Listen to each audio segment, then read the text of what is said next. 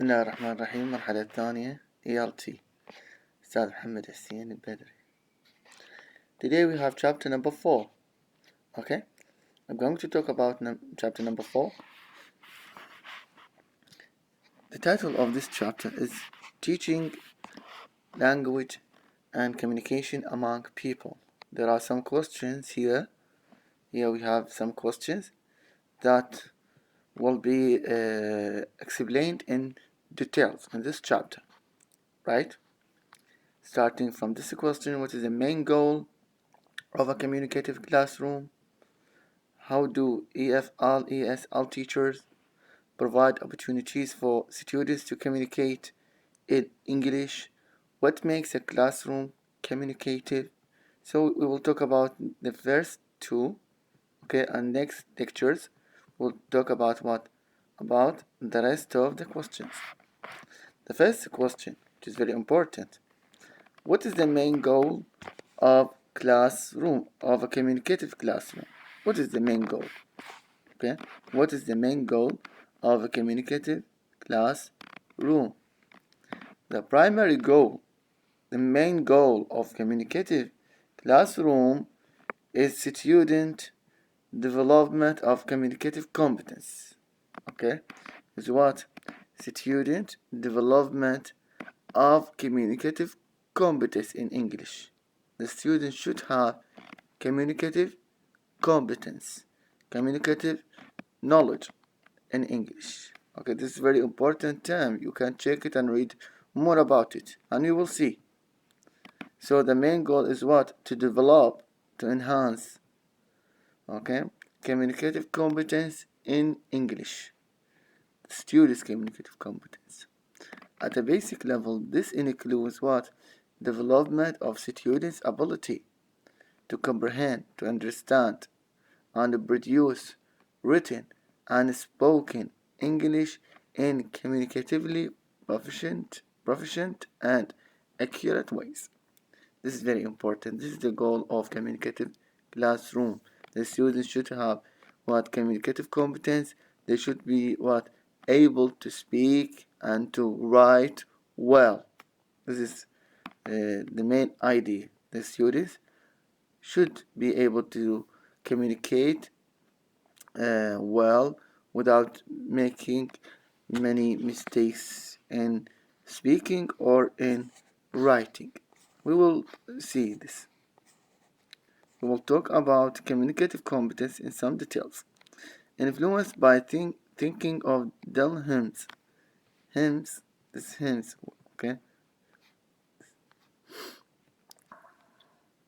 Yes. Hymns, Michael Cannell, and Maren Swain, and especially Sandra Saviganan. Communicative competence has 4 interrelated components. 4. And then not only communicative competence is not enough. Competence is not enough. So we have other 4 interrelated competence. They are very important here. Grammatical, number 1, grammatical, discourse, sociocultural, and strategic competency. You see here? So grammatical competence, discourse competence, sociocultural competence, strategic competency. These 4. We will talk about them in some detail. To have grammatical competency, what do we mean when someone or students say, what do we mean by grammatical competency? How can I have grammatical competency in order to be able to speak English? How? What is a grammatical competency? This is very clear from the word grammatical. It means what? To be able to recognize sentence level grammatical forms.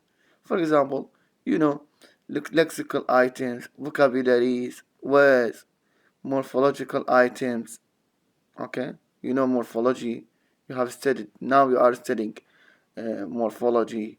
So, like for example, affixes, suffixes, bound morpheme, free morpheme. You have to be aware of these things. Okay, Syntactic features, word order. You have to know how the sentence is arranged. The organization of a sentence, subject, verb, object, subject, verb, complement. You see here? This is what we mean by syntactic features, word order. And phonological features. You know phonological features, and now we are studying phonology, and last year you have studied phonetics. So you know about consonant, vowels, intonation, stress, okay? So this is what we mean by grammatical competency, right? I hope it is clear. Communicative competence.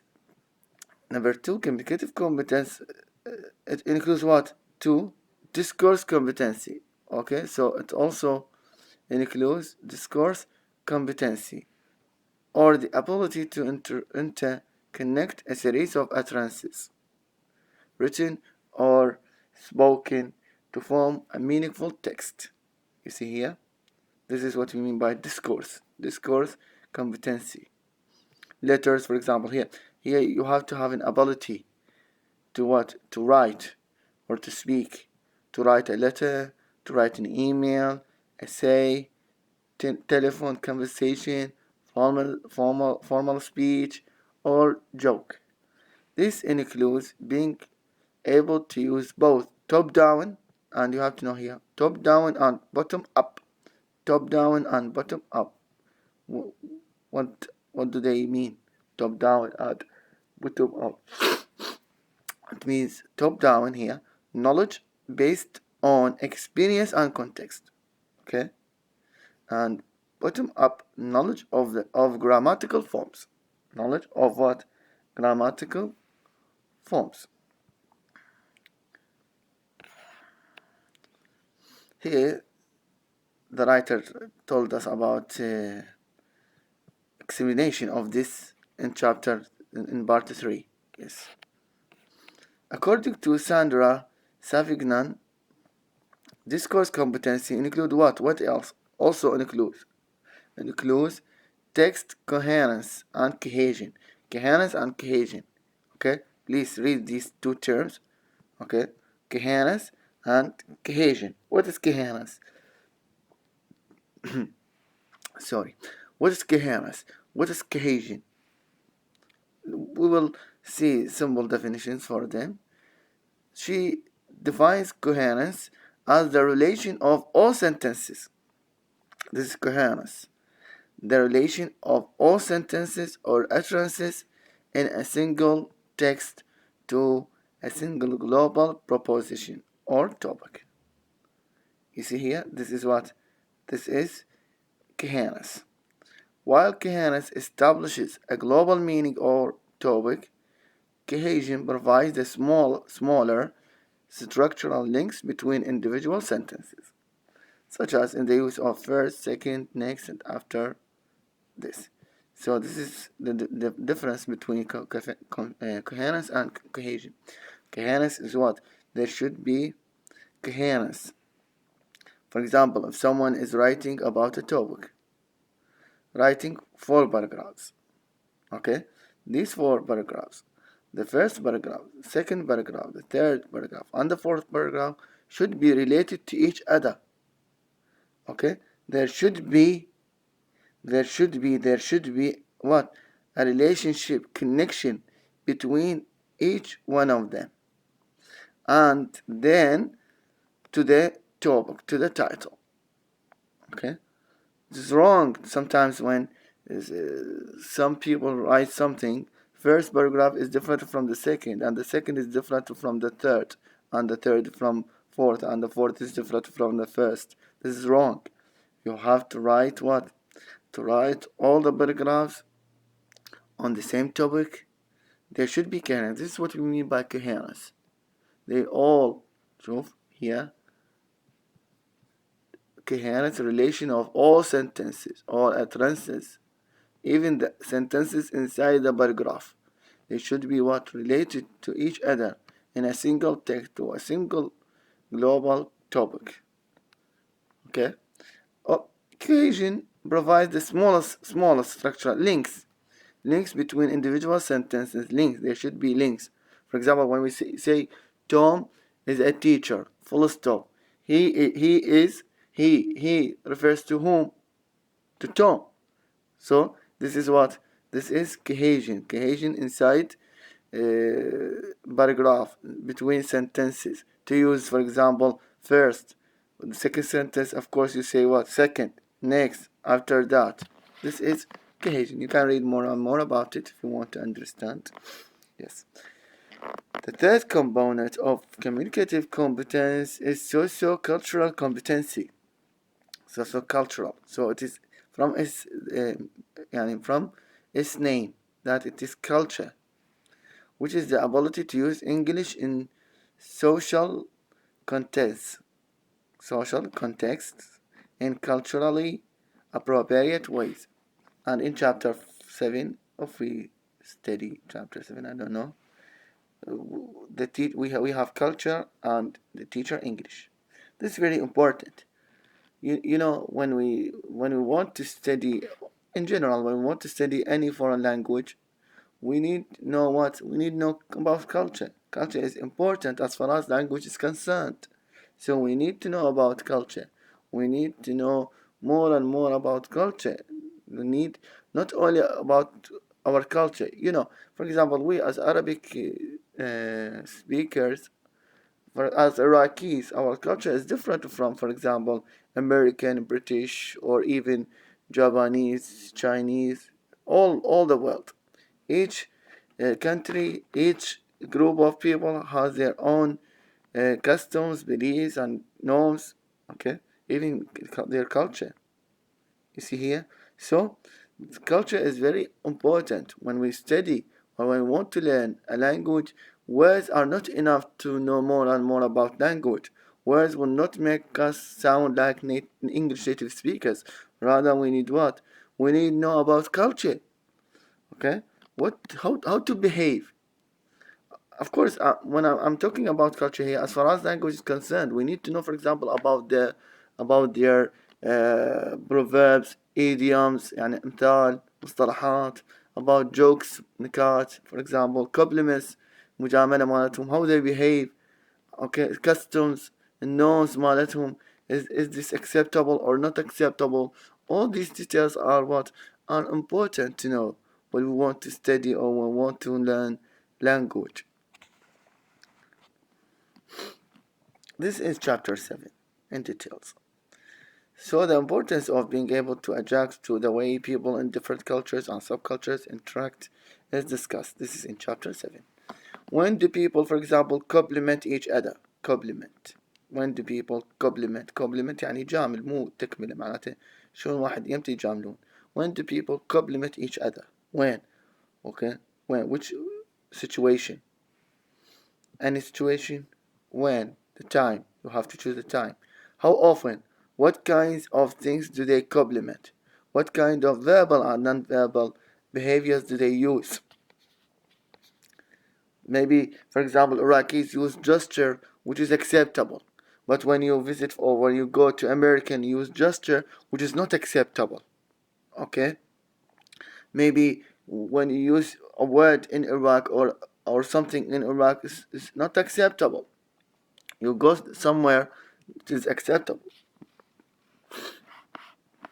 That's why this is what we call it in English gap between cultures or cultural gaps. Cultural gaps, فجوات. Okay? Cultural gaps. Here we have gaps between cultures, so we have to be aware of the cultures. The same kinds of questions can be asked about other functions of language, such as when apologizing, complaining, interrupting, when to interrupt, asking for permission, requesting, and turning down an invitation, how to refuse, for example, an invitation. Is it the same in Iraq? Developing socio-cultural competency means being able to adapt the use of English to the ways people in any culture interact. For example, if an Egyptian were living in Toronto, then he or she would need to adopt the socio-cultural rules, okay, for using English in Toronto. The same. Like, for example, we say there is a proverb which says, when in Rome, do as Romans do. When in Rome, do as Romans do. When in Iraq, do as Iraqis do. However, if this same person moves to Tokyo, the socio-cultural rules when using English change. Of course, when this person moves to Iraq, of course, change. Socio-cultural competency becomes most interesting when people from different cultures, such as from Taiwan, Korea, Thailand, interact in a context outside and of their own native cultures, as in rural western Pennsylvania. Yes, etc. Finally, we said there are four. Finally, communicative competence includes strategic competency, or the ability to cope with the breakdowns in communication. You know, sometimes when speakers communicate, when speakers interact, when they talk non-native speakers of a language, when they speak with each other, sometimes they have breakdown, problem in some contexts. For example, they forget some words. They don't know some words. For example, I'm talking with my friend and want to ask him about park, garage. Okay, but I forget the word park. So here in this way, what shall I do? Do I stop or what? No, I have to use what? Strategic competency. How? I have to use other words to refer to this word. Okay, for example, I tell him, I need a place to put my car. You see, in this way, instead of stopping, no, you can use this strategy. I want a place to put my car in. It means park. It means garage. Here. Okay, this is to break down the communication to problem solve. Okay, in unfamiliar contexts, when communication fails, and to draw on strategies that help restore communication. Example of strategies I just gave you example include knowing how to explain directions by drawing a map, knowing how to ask someone to repeat what she said in different words, paraphrasing, you see, to check understanding, and being able to guess the meaning of words in print or speech from the context. You see here these four strategies. Okay. Number 2, question 2. How do EF or ESL teachers provide opportunities for students to communicate in English? It's very important. Some ESL classes are taught in a teacher-centered fashion. Teacher-centered fashion. And we talk about this. We said that some classes we have in these classes, we have what kind of teaching? We have the teacher who is who is the center of instruction, who leaves everything inside the class, he is the only person who speaks inside the class. And we said that this is wrong, that the only one inside the class is the teacher who is speaking. Not like me now. I'm only the one who is speaking. There should be there should be interaction. Not only the teacher. The teacher should be like Yushi and Kathy. We talk about Yushi and Kathy, that said, and Kathy is the center of attention rather than the center of instruction. But Yushi, no, is the center of instruction. Okay. بعض الطلاب قالوا أستاذ عيد لنا إياها عندنا. فهذا الفرق بيناتهم إنه يوشي وكاثي. يوشي هو ال center of instruction, هو teacher centered fashion. Okay, recall Yushi, remember Yushi. Class interaction is dominated by the teacher. This is what Yushi, if you remember. For example, gives lengthy explanations and lectures, draws repetitively, asks the majority of the questions, and makes judgments about the students answers, okay? But Kathy, no. Kathy gives chance to students. She asks them some questions. She writes some questions on the whiteboard, asking them to interact, to speak English, okay, to share ideas between each other. But they have to use what? To use English, not their native language. She asks them to paraphrase, but Yushi paraphrases. Yushi paraphrases, but she asks the students to paraphrase. You see here? This is the difference. The small or the just, I mean, the difference between Yushi and Kati. Short or in brief. Yes. However, to provide chances for students to gain communicative competence, other EF or EFL, ESL teachers see value in getting students involved. This is what Kathy does. Involve you students. You have to involve in interaction in English. Okay, you have to involve. لازم أنت you involve. You have to involve. To be involved in interacting in English. You have to speak. The teacher should be only guide. He has to guide the students, the class, giving roles for students to communicate between each other. Okay, and then the teacher just comments and gives his opinion. The students should lead the class. But unfortunately, here in Iraq, only the teachers inside class are explaining everything.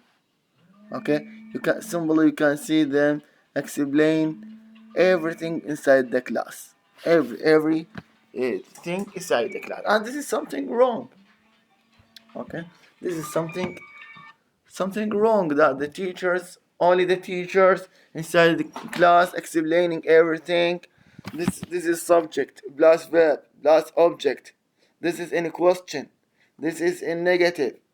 This example. They write the examples. We use present continuous for this. This is are, am, ing. Okay, if they give everything, and this is totally wrong. So what about the students? We should give students chance, because they have mind. They know how to communicate. They know how to activate the cells of their brain. Okay, so this is the right thing we have to do. But unfortunately, we don't do it because of the system in Iraq, because of the students in Iraq and the system in Iraq. The students, if we try to make things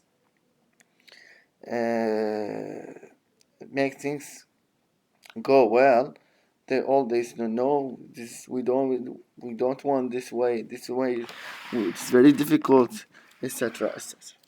I want to eat something. Yes. So here, in teaching an intersection, so we will have a framework provided by Littlewood. Littlewood is name of person. اسم شخص هذا. مو اسمه شوية حطب. Littlewood اسم شخص. Name of person. His name is Littlewood. Okay. شلونك واحد مثل اسمه سونك يعني أغنية. شلون احنا عندنا اسم واحد اسمه أمير. مو برنس. ومثلا أو سعيد يعني happy. Yes. So Littlewood, please, it is name of person. I discuss how this can be done. Yes. Some teachers who aim at having a communicative classroom begin lessons with what Littlewood calls pre-communicative activities. Then Littlewood, what he suggests some activities, some strategies that the teachers can use inside the class. Some of them they are called pre-communicative activities and communicative activities. So pre-communicative activities use primarily with beginning and intermediate level students. So those students who have beginning or intermediate level sorry, pre-communicative activities are good for them. Okay, so pre-communicative activities allow the teacher to isolate specific elements of knowledge or skill that compose communicative ability, giving students this is the importance, okay, of pre-communicative activities. Allow the teacher to isolate specific elements of knowledge, number one, or skill that compose communicative ability. Number two, giving students opportunity to practice them without having to fully engage in communicating meaning. Okay, these two things, they are important, I mean, for pre-communicative activities. Littlewood discusses two types. There are two types of pre-communicative activities. What are they? Structural and quasi-communicative. Structural and quasi-communicative. Structural activities focus on the grammar and lexeme or vocabulary of English, while quasi-communicative activities focus on how the language is used. You see here? both of them, not only on the structure. يعني نقول لهم مثلا هذا فاعل وفعل وخلاص. This is the structure. لكن نعطيهم بعد أنا chance اللي هو يسموه quasi communicative activities. How the language is used to communicate meaning. Quasi communicative activities are often in the form of dialogues, dialogues, or relatively simple activities in which students interact under highly controlled conditions. Yes, هنا عندنا illustrations and examples of these two types of pre-communicative activities in a beginning level. With the beginning level, class 1, with a beginning level class I observed in Hungary are provided. The teacher's goal was to teach students how to ask about food, likes and dislikes.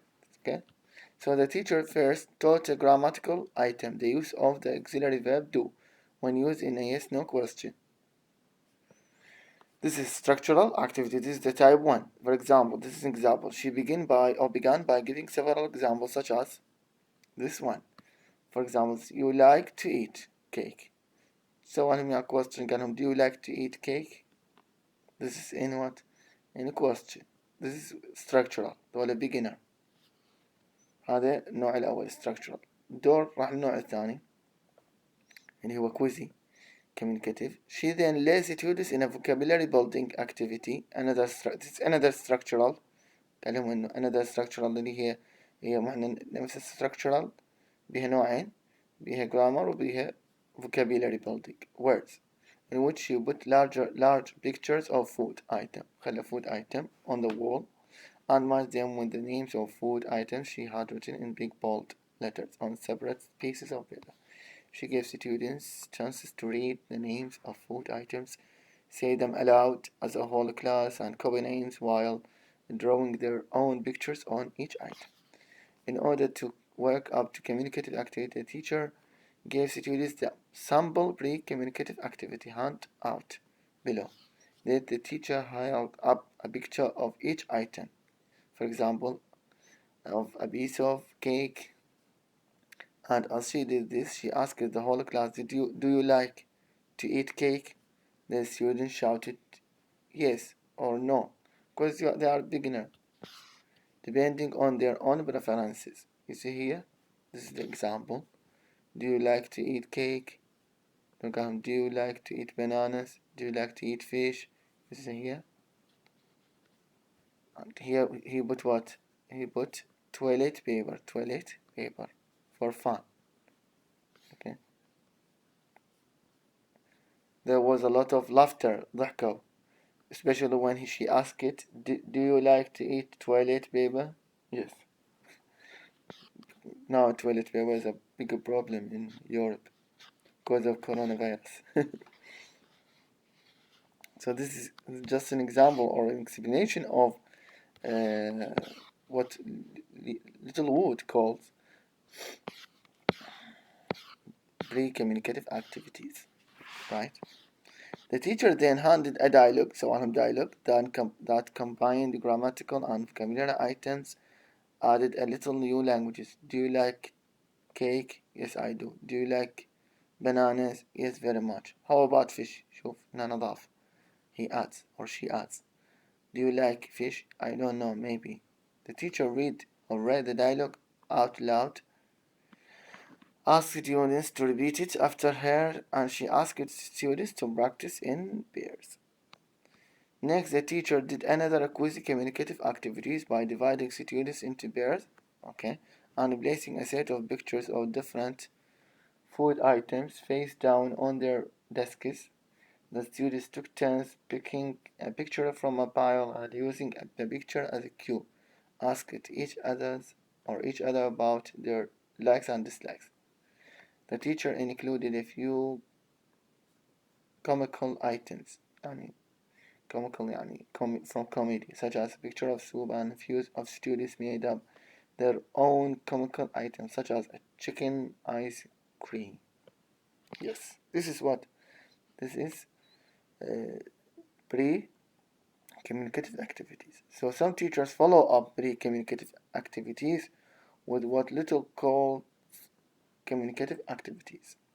To illustrate what communicative activities are and how they are used to follow pre-communicative activities, let's return to my observation on food items and preferences of the structural and quasi-communicative activities and reviewing basic letter writing formatting. The teacher asked the students to write short letters to students in one of her other classes. Although the teacher encouraged the students to ask about what food they like, she also encouraged them to express themselves freely.